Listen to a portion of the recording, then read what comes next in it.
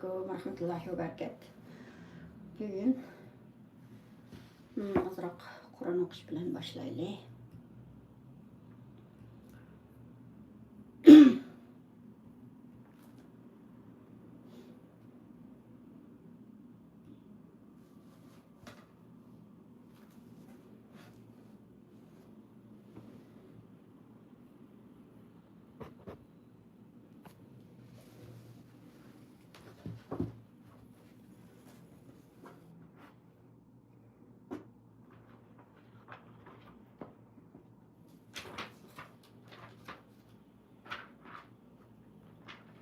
أعوذ بالله من الشيطان الرجيم. بسم الله الرحمن الرحيم. سبحان الذي أسرى بعبده ليلا من المسجد الحرام إلى المسجد الأقصى الذي باركنا حوله لنريه من آياتنا إنه هو السميع البصير. وآتينا موسى الكتاب وجعلناه هدى لبني إسرائيل ألا تتخذوا من دوني وكيلا ذرية من حملنا مع نوح إنه كان عبدا شكورا. وقضينا إلى بني إسرائيل في الكتاب لتفسدن في الأرض مرتين ولتعلن علوا كبيرا. فإذا جاء وعد أولاهما بعثنا عليكم عبادا لنا أولي بأس شديد فجاسوا خلال الديار وكان وعدا مفعولا. ثم رددنا لكم الكرة عليهم وأمددناكم بأموال وبنين وجعلناكم أكثر نفيرا. إن أحسنتم لأنفسكم وإن أسأتم فلها. فإذا جاء وعد الآخرة ليسوءوا وجوهكم وليدخلوا المسجد كما دخلوه أول مرة وليتبروا ما علوا تتبيرا. إن ربك يبسط الرزق لمن يشاء ويقدر إنه كان بعباده خبيرا بصيرا. ولا تقتلوا أولادكم خشية إملاق نحن نرزقهم وإياكم إن قتلهم كان خطأ كبيرا. ولا تقربوا الزنا إنه كان فاحشة وساء سبيلا. ولا تقتلوا النفس التي حرم الله إلا بالحق ومن قتل مظلوما فقد جعلنا لوليه سلطانا فلا يسرف في القتل إنه كان منصورا.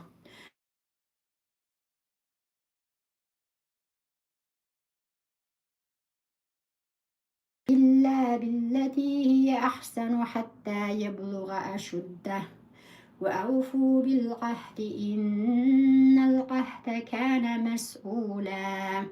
وأوفوا الكيل إذا كلتم وزنوا بالقسطاس المستقيم ذلك خير وأحسن تأويلا. ولا تقف ما ليس لك به علم إن السمع والبصر والفؤاد كل أولئك كان عنه مسؤولا. ولا تمش في الأرض مرحا إنك لن تحرق الأرض ولن تبلغ الجبال طولا. كل ذلك كان سيئه عند ربك مكروها. ذلك مما أوحى إليك ربك من الحكمة ولا تجعل مع الله إلها آخر فتلقى في جهنم ملوما مدحورا أفأسفاكم ربكم بالبنين واتخذ من الملائكة إناثا إنكم لتقولون قولا عظيما ولقد صرفنا في هذا القرآن ليذكروا وما يزيدهم إلا نفورا قل لو كان معه آلهة كما يقولون إذا لابتغوا إلى ذي العرش سبيلا سبحانه وتعالى عما يقولون علوا كبيرا تسبح له السماوات السبع والأرض ومن فيهن وإن من شيء إلا يسبح بحمده ولكن لا تفقهون تسبيحهم إنه كان حليما غفورا وإذا قرأت القرآن جعلنا بينك وبين الذين لا يؤمنون بالآخرة حجابا مستورا وجعلنا على قلوبهم أكنة أن يفقهوه وفي آذانهم وقرا وإذا ذكرت ربك في القرآن وحده ولوا على أدبارهم نفورا نحن أعلم بما يستمعون به إذ يستمعون إليك وإذ هم نجوى إذ يقول الظالمون إن تتبعون إلا رجلا مسحورا انظر كيف ضربوا لك الأمثال فضلوا فلا يستطيعون سبيلا وقالوا أإذا كنا عظاما ورفاتا أإنا لمبعوثون خلقا جديدا قل كونوا حجارة أو حديدا أو خلقا مما يكبر في صدوركم فسيقولون من يعيدنا قل الذي فطركم أول مرة فسينعدون إليك رؤوسهم ويقولون متاه قل عسى أن يكون قريبا يوم يدعوكم فتستجيبون بحمده وتظنون إن لبثتم إلا قليلا وقل لعبادي يقولوا التي هي أحسن إن الشيطان ينزغ بينهم إن الشيطان كان للإنسان عدوا مبينا ربكم أعلم بكم إن يشأ يرحمكم أو إن يشأ يعذبكم وما أرسلناك عليهم وكيلا وربك أعلم بمن في السماوات والأرض ولقد فضلنا بعض النبيين على بعض وآتينا داود زبورا قل ادعوا الذين زعمتم من دونه فلا يملكون كشف الضر عنكم ولا تحويلا أولئك الذين يدعون يبتغون إلى ربهم الوسيلة أيهم أقرب ويرجون رحمته ويخافون عذابه إن عذاب ربك كان محذورا وإن من قرية إلا نحن مهلكوها قبل يوم القيامة أو معذبوها عذابا شديدا كان ذلك في الكتاب مسطورا وما منعنا أن نرسل بالآيات إلا أن كذب بها الأولون وآتينا ثمود الناقة مبصرة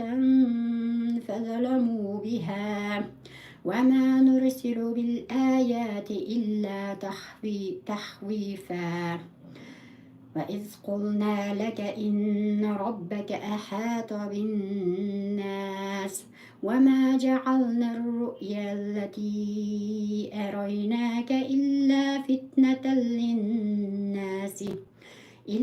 فتنة للناس والشجرة الملعونة في القرآن ونحرفهم فما يزيدهم إلا طغيانا كبيرا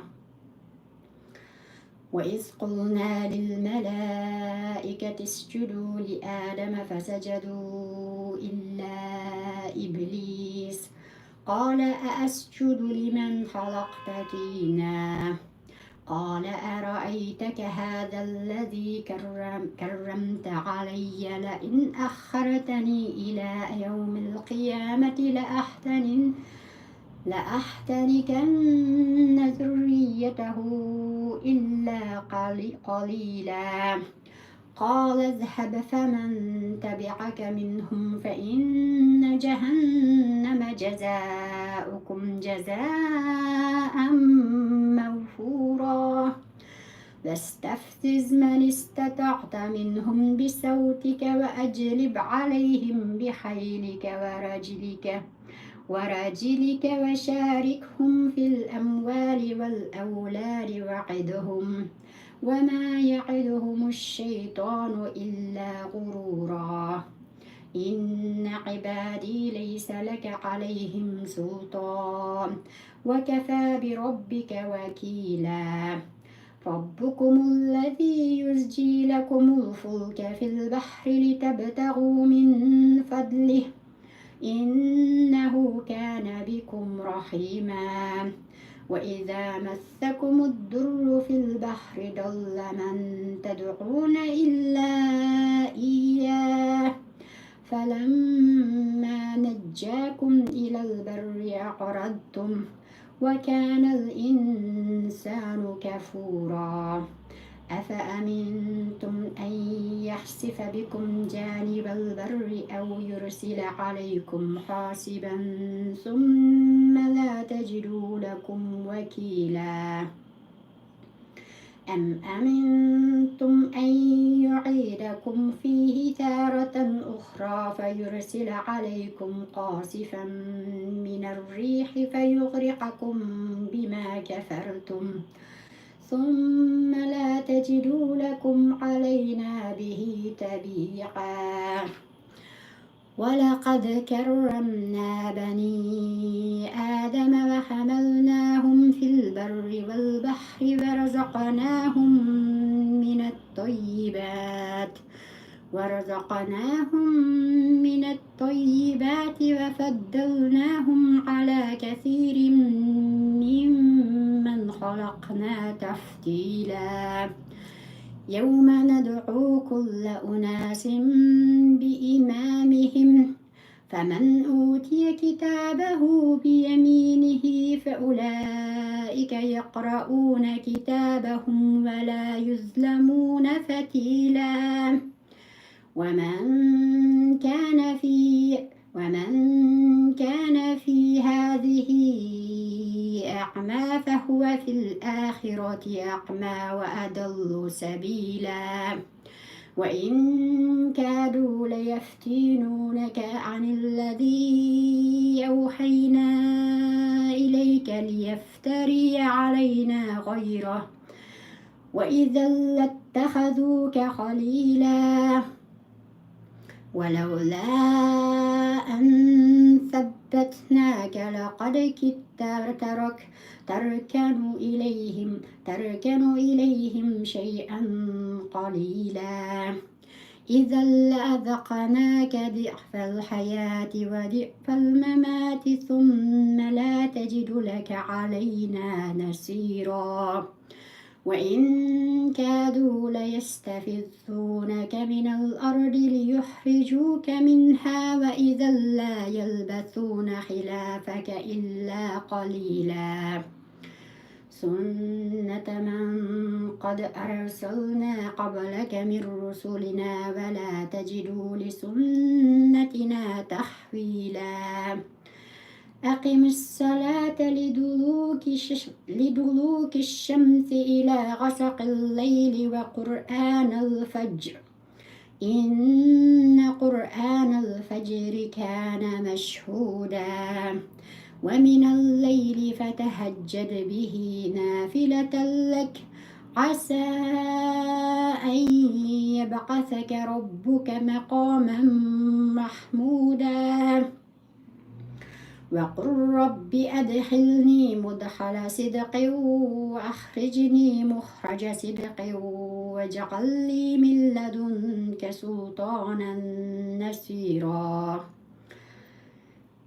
وقل جاء الحق وزهق الباطل إن الباطل كان زهوقا وننزل من القرآن ما هو شفاء ورحمة للمؤمنين وننزل من القرآن ما هو شفاء ورحمة للمؤمنين ولا يزد الظالمين إلا خسارا وإذا أنعمنا على الإنسان أعرض وأنى بجانبه وإذا مسه الشر كان يئوسا قل كل يعمل على شاكلته فربكم أعلم بمن هو أهدى سبيلا ويسألونك عن الروح قل الروح من أمر ربي وما أوتيتم من العلم إلا قليلا ولئن شئنا لنذهبن بالذي أوحينا إليك ثم لا تجدوا لك به علينا وكيلا إلا رحمة من ربك إن فضله كان عليك كبيرا قل لئن اجتمعت الإنس والجن على يأتوا بمثل هذا القرآن لا يأتون بمثله ولو كان بعضهم لبعض ظهيرا ولقد صرفنا للناس في هذا القرآن من كل مثل فأبى أكثر الناس إلا كفورا وقالوا لن نؤمن لك حتى تفجر لنا من الأرض ينبوعا أو تكون لك جنة من نخيل وعنب فتفجر الأنهار خلالها تفجيرا أو تسقط السماء كما زعمت علينا كسفا أو تأتي بالله والملائكة قبيلا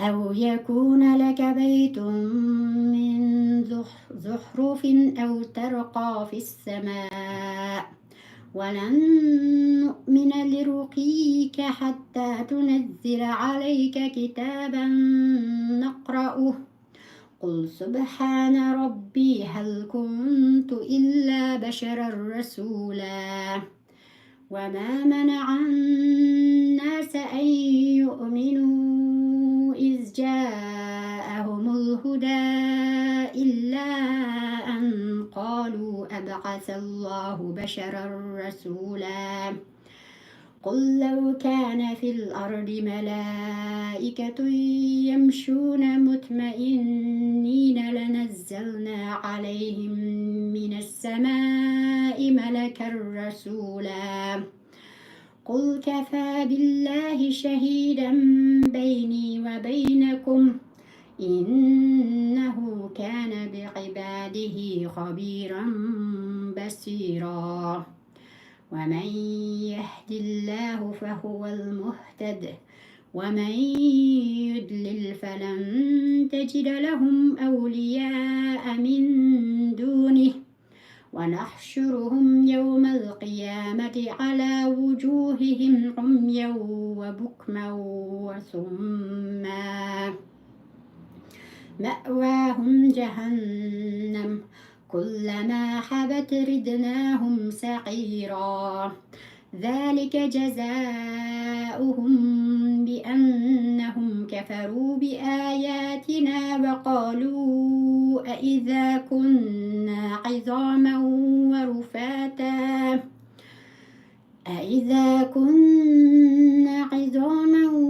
ورفاتا أإنا لمبعوثون خلقا جديدا أولم يروا أن الله الذي خلق السماوات والأرض قادر على أن يخلق مثلهم وجعل لهم أجلا لا ريب فيه فأبى الظالمون إلا كفورا قل لو أنتم تملكون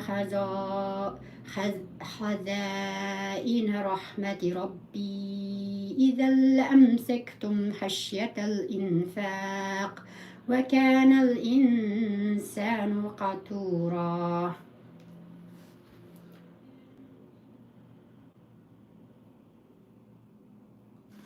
صدق الله العظيم الحمد لله رب العالمين وسلام على المرسلين وعليكم السلام آمين آمين teşekkür ederim.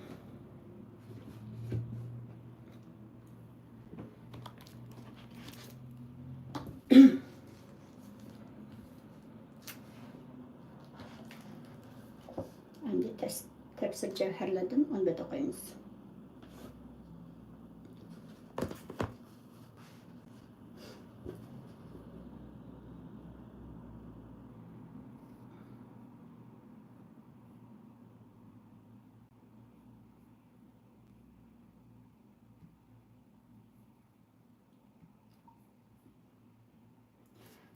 Bismillahirrahmanirrahim. Nazil buluş sebebi. Abdullah ibn Abbas radıyallahu anhuma'dan rivayet kılındı ki Allah Teala ya eyyühen nasu duribe meselun festemi'u leh innellezine ted'une min dunillahi len yahluqu zubaben ve lev ictema'u leh ve in yeslubhumuz zubabu şey'en la yestenqidhuhu minhu da'ufet talibu vel metlub. Yani iyi insanlar sizlerge bir misal keltirildi. Onunla kulak silinglar. Şeksiz sizler Allah'ını koyup çoğunuyatkan nerseleringlar hemmisi yığılgan takdirdimi hergiz bir tal çivinnimi yartalmaydı. Eğer çivin ulardan bir nersini ilip kaçsa onu çivinden tartıp alalmaydı. Demek talep kılgıçımı talep kılınğıçımı acizdir degan ayetni nazil qilgandan keyin müşriklar Allah bundaq narsalarni misal keltirishdan nimani maqsad qildigandu deganga o'xshash behuda so'zlarni qilishgan. Qilishi qonun o'qibdi. Shu chog'da Allah Taala ularga raddiya berib İnna Allah la yestahi en yedribe meselen ma ba'udatan fema fawqaha.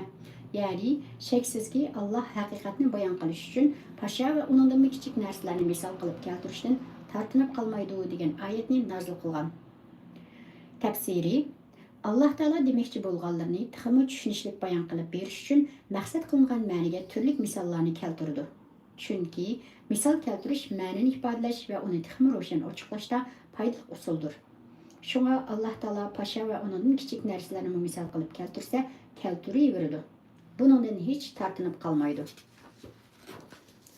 Navoda misol keltirilmoqchi bo'lgan narsa islom dini va payg'ambarning rostligiga o'xshash ulug' ishlar bo'lsa, keltirilgan misollarmu nur va quyoshga o'xshash qimmatli narsalar bo'ladi. Misol keltirilgan narsa but va unga o'xshash qimmatsiz narsalar bo'lsa, keltirilgan misollarmu pasha, chivinga o'xshash qimmatsiz narsalardan bo'ladi. Alloh taoloning nazarida pashi bilan to'yga yaratilish jihatda o'xshashdir. Chunki ikkalisi Alloh taoloning mahluqotidir. Müminler qalblaridagi hidoyat nurining turtkisi bilan Qur'on Karimning Alloh taolodan kelgan ilohiy kitob ekanligi uchun ishonadi. Ammo kofirlar bo'lsa, azg'uliq patqoqlarda tamirqab yurganlar bo'lib, ularning so'zi Alloh pashaga o'xshash bundoq oddiy narsalarni misol keltirishdan nimani maqsad qilgandi deyishdan iboratdir. Alloh taolo yuqorqi oyatlarda keltirgan misollar bilan ko'p kishilar azg'unlikda qolgan bo'lsa, yana nurg'un kishilar hidoyat topdi va to'g'ri yo'lda yurishga muyassar bo'ldi. Zodi Alloh taoloning itoatidan chiqqanlardan boshqasi azg'unlikda qolmaydi. Xususan Yahudi va Xristianlar o'zlarining muqaddas kitoblarida nomi va sifatlari to'liq yozilgan oxir zamon payg'ambari Muhammad alayhissalomga ergashmaganlik uchun eng cho'nqur azg'unlik patqiga patqan va o'z kitoblarini inkor qilib kofir bo'lgan azg'unlardir.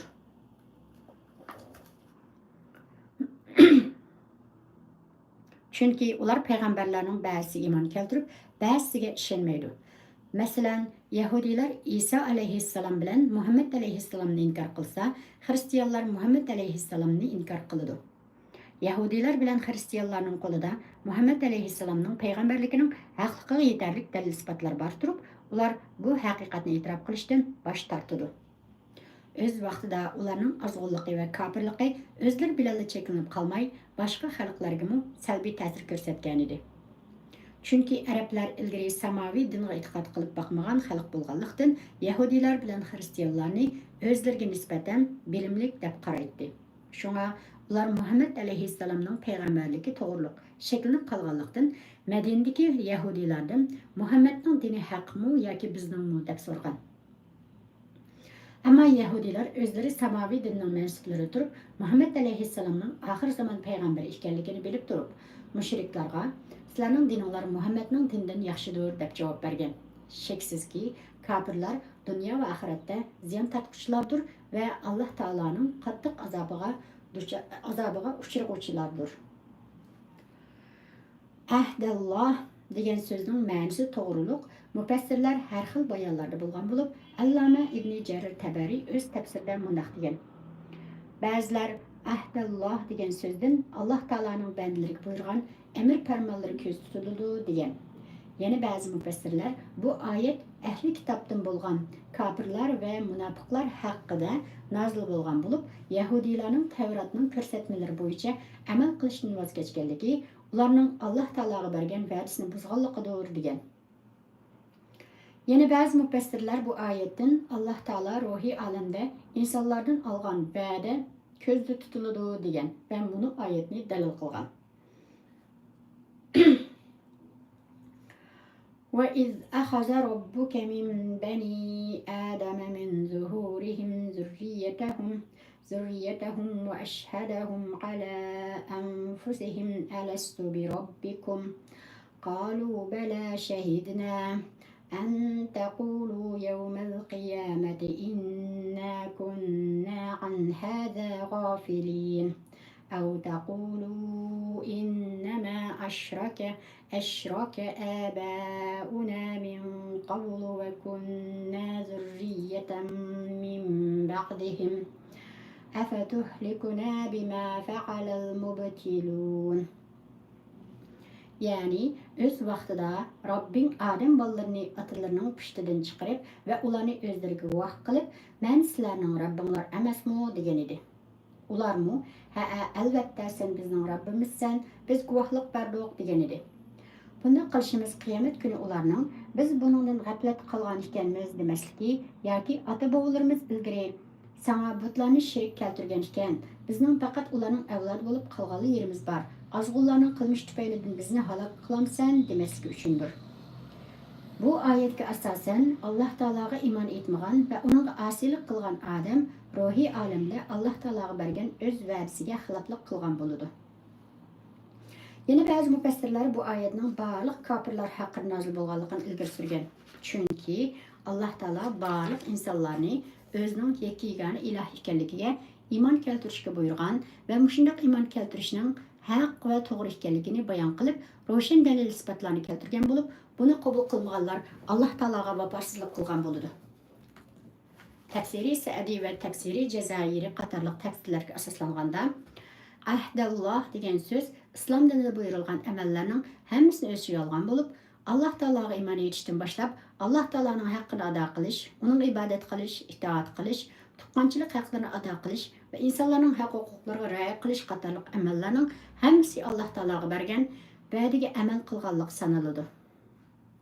Alloh taoloni yoki uning payg'ambarini va yoki Qur'on Karimning Alloh taoloning so'zi ekanligini inkor qilish, shundaqla dinning ko'rsatmalariga xiloflik qilish, Alloh taologa bergan va'dani buzganlik va uning osiylik qilganlik sanaladi. Allama Sha'raviy mundaq degan: har qanday bir odam Alloh taologa iymon etgan chog'ida Alloh taologa uningdan boshqasiga ibodat qilmaslik va Alloh taolo ko'rsatgan bo'yicha hayot kechirish haqida va'da bergan bo'ladi. Shuningdan keyingi barliq va'dalar mushu va'daga ergashadi. Ya'ni inson mayli biror ishda Alloh taologa va'da bergan bo'lsin yoki insonlarga va'da bergan bo'lsin, bu va'dalarning hammasiga vafo qilish iymonning talabidir. Chunki sen Alloh taologa iymon etgan ekansan, uning belgilagan qonunlariga iymon etishing va amal qilishing kerak. Uning qonunlariga amal qilsang, uning bergan va'daga vafo qilgan bo'lsan. Chunki iymon mas'uliyatdir. Ya'ni Alloh taologa iymon etgan odam Alloh taolo buyurgan bo'yicha ish ko'rishga qasamyod qilgan va Alloh taologa osiylik qilmaslikka va'da bergan bo'ladi. Muhim nuqtalari: shariat ahkomlarini bayon qilishda tartilish bo'lmaydi. Ikkinchi, Qur'on Karimdagi misollar va o'xshatishlar bayon qilinmoqchi bo'lgan masalani tixmi ro'shan tushuntirish va kishilarning zehniga yaqinlashtirish uchundir. Uchinchi, Alloh taolo nazil qilgan haqiqatlar bilan mu'minlar iymonini kuchaytiradi.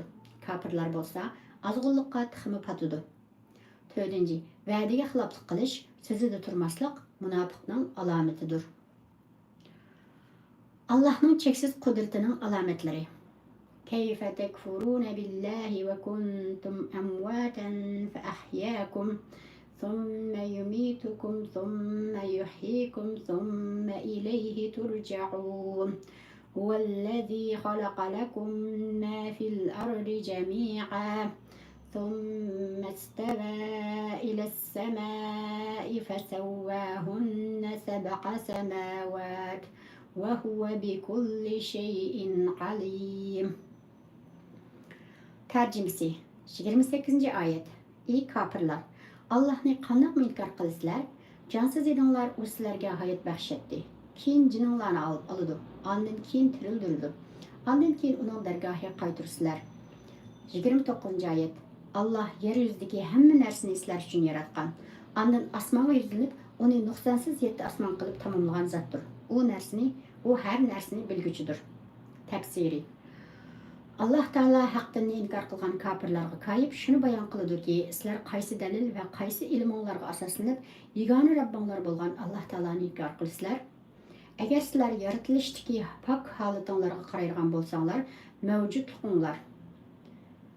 mavjudliklarning faqat Alloh taoloning qudrati bilan amalga oshganligini va o'zinglarning uning dinini e'tirof qilish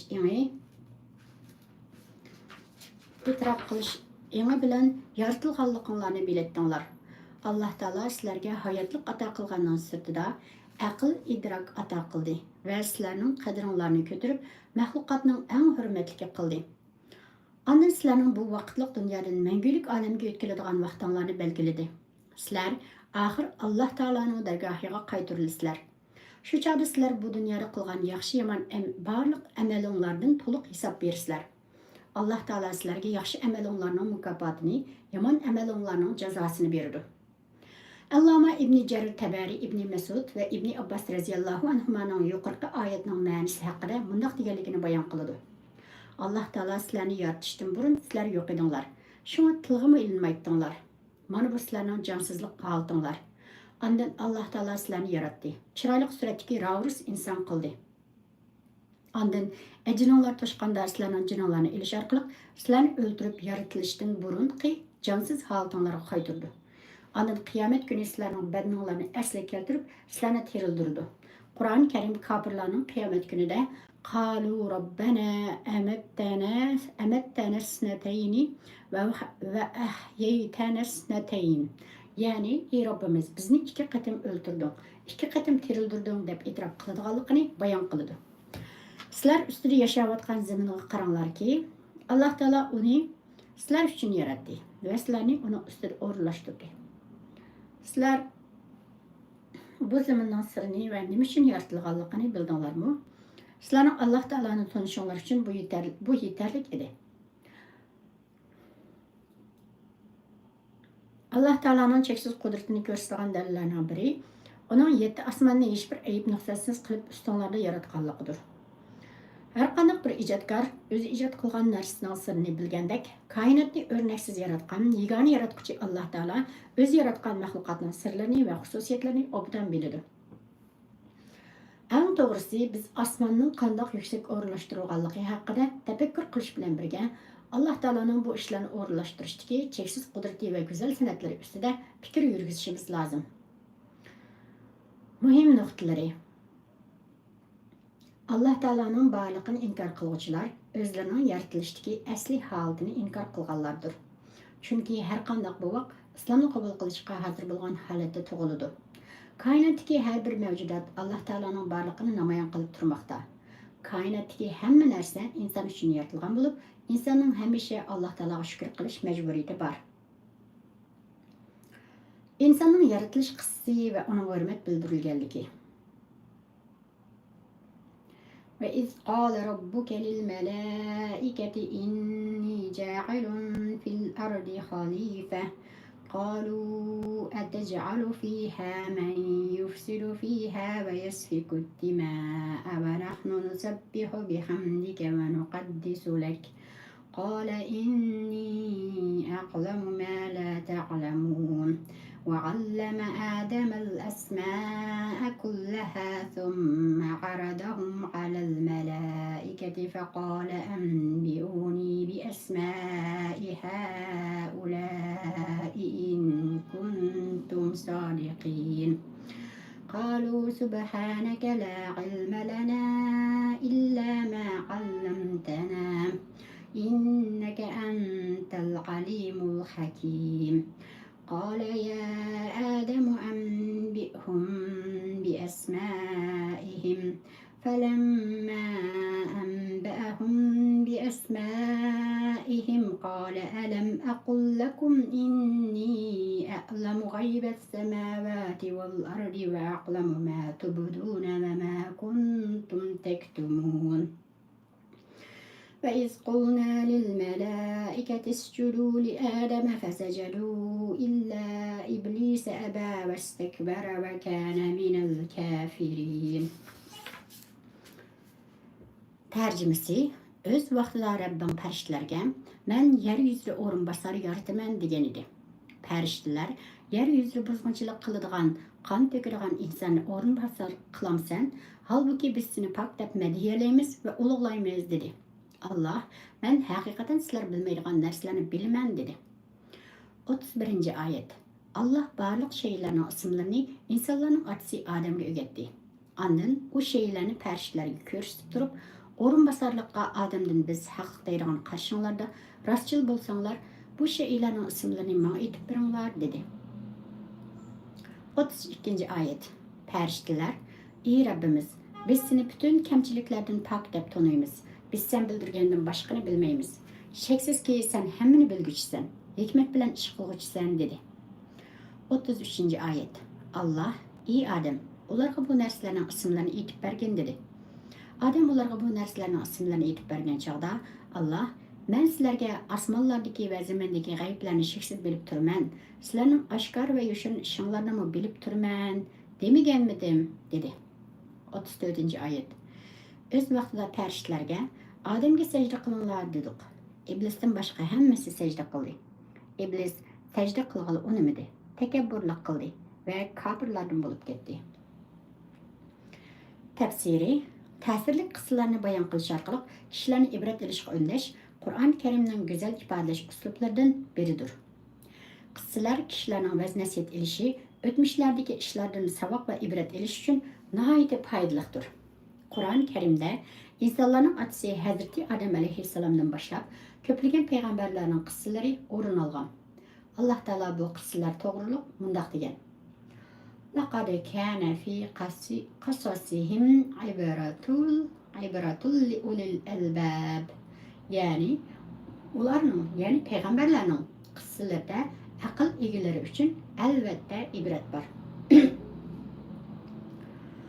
Allah Taala bu oyatlarda o'zining yer yuzidagi elchisi Hazrati Muhammad alayhissalomga xitob qilib deydiki: "Ey payg'ambar, sen qavmingga ularning otasi Adamning qissasini bayon qilib bergin. Öz vaqtida Rabbim farishtalarga yer yuzini gullantirish va obod qilishdan iborat o'zining irodasini amalga oshirish uchun yer yuzida bir-birining o'rnini bosadigan inson yaratadiganligini jikorlaydi." Bu vaqtda farishtalar bu ishning hikmatini so'rash tariqasida Alloh taologa deydiki: "Ey Rabbimiz, o'z irodasi va xohishi bilan ish qilish erkinligiga ega bo'lganlikdan, xatoliklarni va yer yuzida qon to'kishlik jinoyatlarni o'tkazishdan xoli bo'la olmaydigan, bilimi chekib bo'lganlikdan, o'zining foyda ziyonini bilmaydigan shu insonni yer yuzida o'rinbosar qilamsan? Halbuki bizda gunoh va osiyliklarni sodir qilish xohishi bo'lmaganlikdan, biz sana hech qanday osiylik qilmaymiz. Hamisha seni barliq kamchiliklardan pok va muqaddas deb madhiyalaymiz." Ahvol bundoq ekan, yer yuzini gullantirish va obod qilish uchun odamga qaraganda biz bekrak haqli emasmi? Alloh taologa ularga javob berib, shu ma'noda deganki, "Men sizlar bilmaydigan narsalarni bilaman. Yer yuzini qandoq yo'l bilan obod qilish va bu vazifaga kimning haqli ekanligini men obdan bilaman. Men yaratmoqchi bo'lgan odam va uning avlodlari shundoq bir insonlarki, ularda yaxshilik va yomonlikning omillari bo'ladi.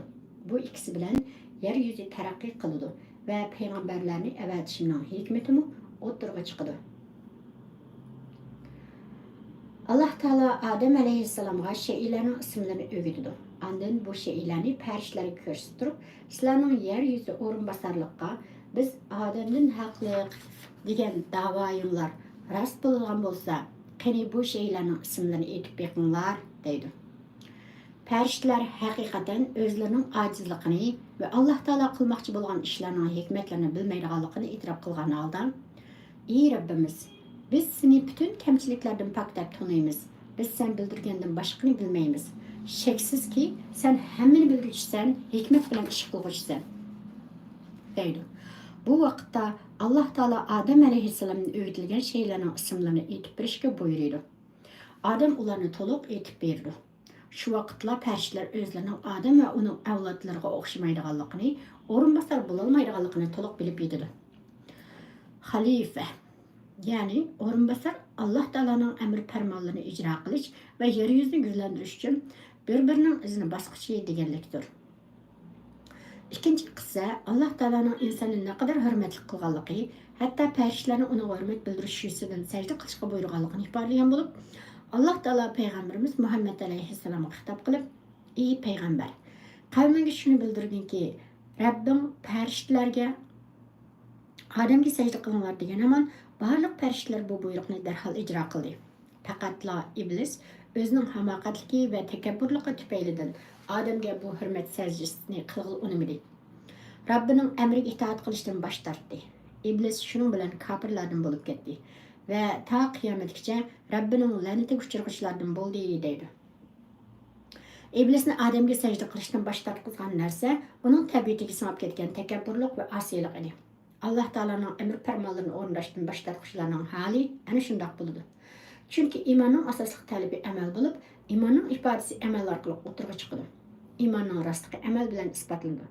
Amal Alloh taologa itoat qilganligining ifodasidir. Shunga islom shariatida ko'rsatilgan farzlarni va boshqa ibodatlarni o'rnamay, o'zini mu'min, musulmon deb yuruvchilar qattiq ehtiyot qilishi kerakki, iblisning Alloh taoloning rahmatidan qolib, kofirlarning bo'lib ketishiga asosli sabab uning Alloh taologa itoat qilishdan, Adamga hurmat sajdasi qilishdan takabburlik qilib, bosh tortganligidan iborat edi. Elhamdülillah. Bugün vazifemiz bunalımı tügedi. Evet, yine de böyleymiş aşk olsun bugün. Allah.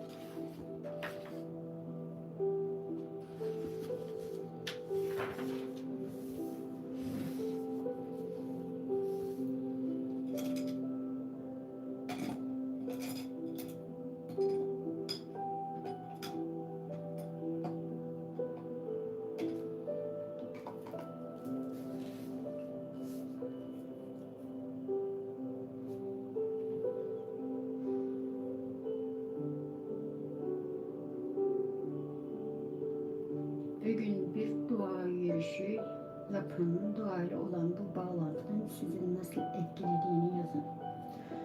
İnşallah bunu bugün yapacağım ve yarın yazacağım.